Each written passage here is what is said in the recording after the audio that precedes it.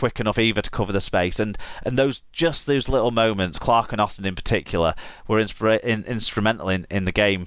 From my perspective, I don't know if you saw it sort of similarly, or if you think I'm maybe looking at it a bit rose-tinted to say that Wigan were pretty much the equals for Warrington, apart from little moments. Yeah, I think I do think that the scoreline flattered Warrington with 12-point gap.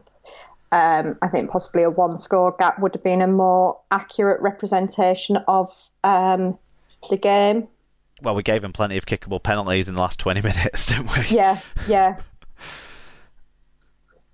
But yeah, as you say, I don't think they were particularly outclassed over the full 80 minutes by any stretch of the imagination.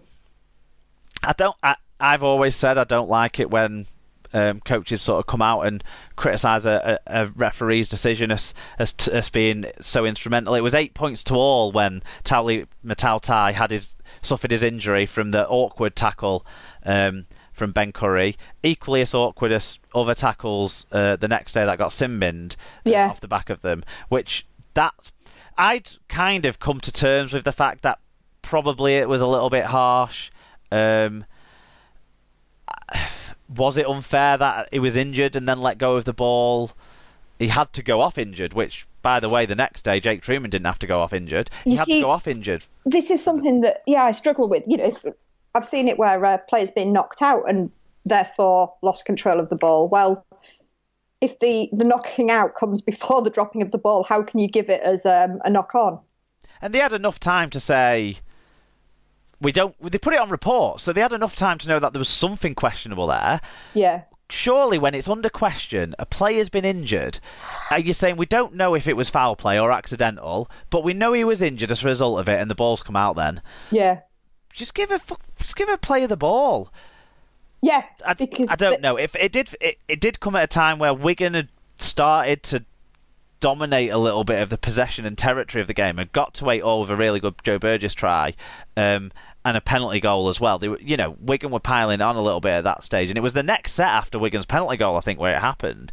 But then for Lamb to use that as an excuse for why the game went away from Wigan, it's an explanatory factor in the pattern of the game, but it doesn't explain why no one tackled Blake Austin. So, and you can't legislate for kind of the bounce of the ball sometimes, which just went the way of the team that was slightly better, like it almost always does. When us struggling teams look at the big teams and say there's a conspiracy or whatever, usually it's just because the bounce of the ball happens to go the way of the team that have got a slightly better quality level. But that's how I saw that one. Yeah, I agree. Any highlight moments for you? Any moments that you thought were special in this game? I liked the line and kick down the wing for the try. That was nice. Yeah, of course. Yeah, a little bit of football skills. Yeah, that's probably been my highlight moment. I mean, mine, I've mentioned it, was Zach Hardaker's one-on-one tackle, but Blake Austin's individual effort as well. For all the defensive, I think for all the stuff that Wigan did in the game defensively, they made a big defensive mistake on one play, and that play kind of defined the game as it was, unfortunately. But well done to Warrington. They stay in good form and heading towards potentially some more finals that they might lose. So yeah. Right, we will now move on to day 2 of Magic Weekend, where we're going to get some of our friends in, Sarah, to talk to us about these games. So we're going to start that run with game 1 of day 2, game 4 of the weekend, and that is Salford Hull KR, and we've got Tom Andrews on board. I thought you said friends.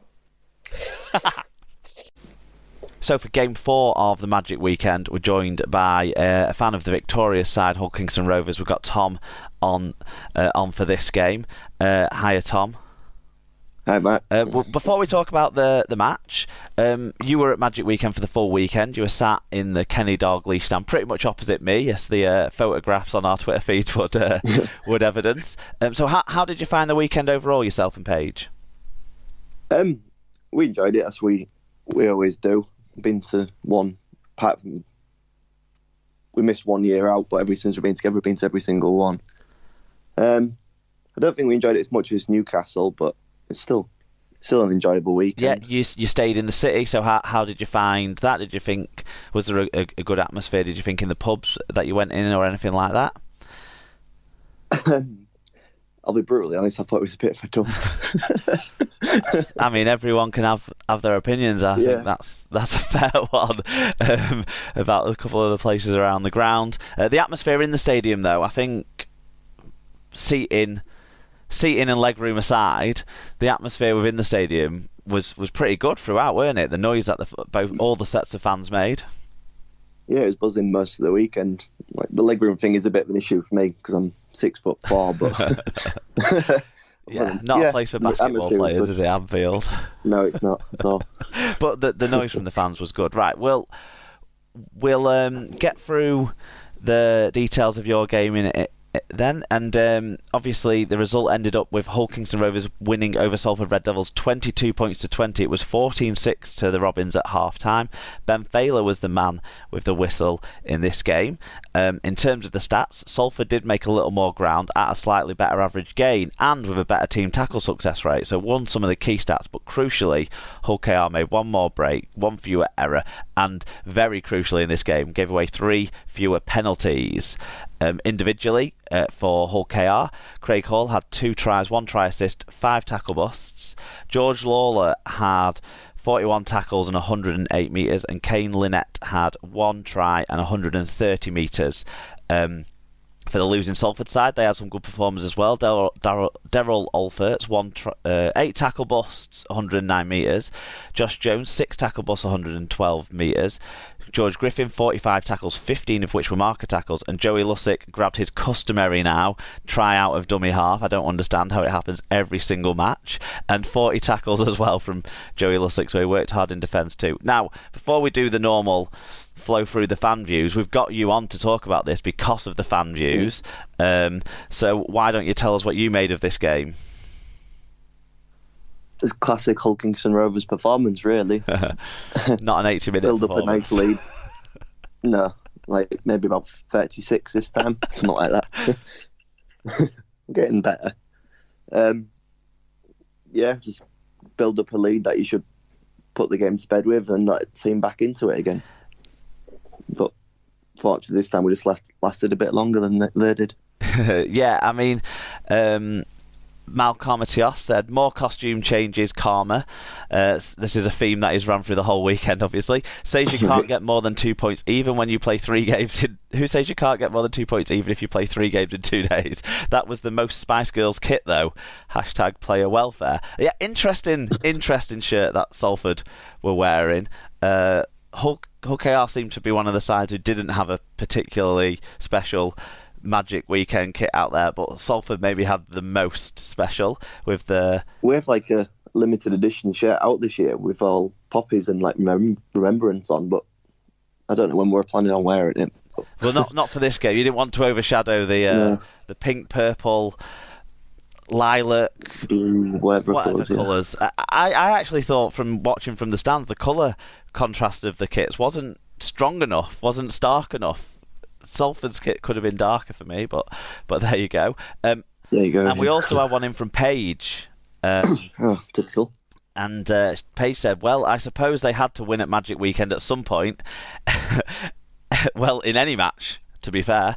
I think Tom said it was sometime in April, their last league win. Honestly thought that it could have been one of the longest train journeys home. Think if Salford had another 5 minutes, though, they would have won that match. At least I have a happy Tom. Makes a change from his grumpy ass, Tim Sheen's hating self until next week. Do you want to counter that by reminding her what the time was at the full-time hooter of this game? I actually set an alarm on my phone before our game had even started, just because I thought it'd be funny to see her look. It's 2:55. It went off just as we went to get a drink after our game finished. Excellent stuff. That is your return shot. In terms of, I mean, what I made of this game, I'm going to say I thought you were a little bit lucky, but I suppose more composure in the end helped win you the game. Because Salford started the game quite brightly and bombed a couple of opportunities out wide. Both wings dropped tries, but then you guys raced out into a 14 points to 0 lead, and you'll have probably been quite close to the try that Ryan Shaw set up with a kick through, and the comedy of errors between the fullback and halfback of. Well, I can't remember which two players it was exactly, but I think it was the fullback and the halfback of Salford who couldn't muster up getting the ball, and Craig Hall capitalised. Yeah, it was almost like a vintage Maguire try, wasn't it? A little purchase try. It nearly was a Maguire try, wasn't it? I think he fell over the Salford players or something, maybe. Or was it Drinkwater anyway? So that led then to the sin bin. What do you make of the sin bin? I thought we saw worse challenges than that this weekend. We was laughing at it because it was like, Paulie had literally just come on the field and was like, he's going to make an impact here. Then first thing he does was that. Yeah. Straight back off We again. had a couple of young Wigan fans behind us who were excited about the size of Paulie when he was sat on the bench. So we're looking forward to seeing him get on, and then just laughed. And they were only about, I don't know, 8 and 10 or something. Just laughed when he got sin bin straight away. They really enjoyed that moment, yeah. He did more work walking to and from the pitch than he did on the pitch, didn't he, Paulie? Yeah, I thought it was a yellow though, but there was one later in the game. I think it was Joel Tompkins' tip tackle. Yeah, very similar to Callum Watkins' last week, and that got a sin bin. And there's I wouldn't have been offended if he'd have been yellowed as well at the time. Question marks about match officials' consistencies rage on after this weekend, I think, unfortunately. But it was the players who decided things. Joey Lussick came and scored. Salford actually probably controlled the ball the best they controlled the ball in the whole game during the period while Paulie was on the pitch. Joey Lussick's try. Tom, why are Hull KR the later side who haven't got a clue how to stop Joey Lussick scoring out of dummy half? And is this a problem Hull KR have in most games? Just letting teams score is a problem we have in most games. Me and Paige, we play this game where we just predict like a first try score and how it went. How I said to her, Joey Lussick will score the first Salford try under the stick from dummy half. I don't know if I can see it. It was never coached or played a game of rugby league in my life. Like professionals can't see what he's going to do. Yeah, exactly. Yeah, the second half started kind of in a similar way to the first half, though, with a comedy of errors. Daryl Alford, the guilty man this time for Salford, and Craig Hall grabbing his second try. Before a Salford comeback, so from 20-6, it got back to 20-all. Did you think that the game was done really there in that? Do you think that Salford were going to manage to find a way to beat you? Yeah, I've seen it too many times this season. We don't normally come out and win a game once we've given up our big lead. Teams will normally score and finish us off. Which probably explains why the celebration for the penalty on the 74th minute was so vociferous from the Hull KR fans, because you've never seen yourself stem the momentum this year when someone's turned it on against you. Never. No, it's been Salford have done it to us, Catalans have done it to us, Hull have done it to us, sadly. That's Paige smirks at me from across the room. But Salford didn't do it to you this time, and actually it's the second win in a row against Salford, isn't it? You wouldn't beat them in the cup recently, so you're starting to get that monkey off your back from the £1 million game a few years ago. Just getting there, yeah. Mr. Kukash put a tweet on earlier when they came back against us earlier in the year saying, it's gutted for LKR having to play us 3 times this year. That tweet Sage Unites and well. Yeah, not so great, is it? But who do you think was great in this game, though? Who were your star players? Who did you pick out as the main men? Kane Lynette, thought he was fantastic, as he has been most of the year, to be fair. Craig Hall was really good.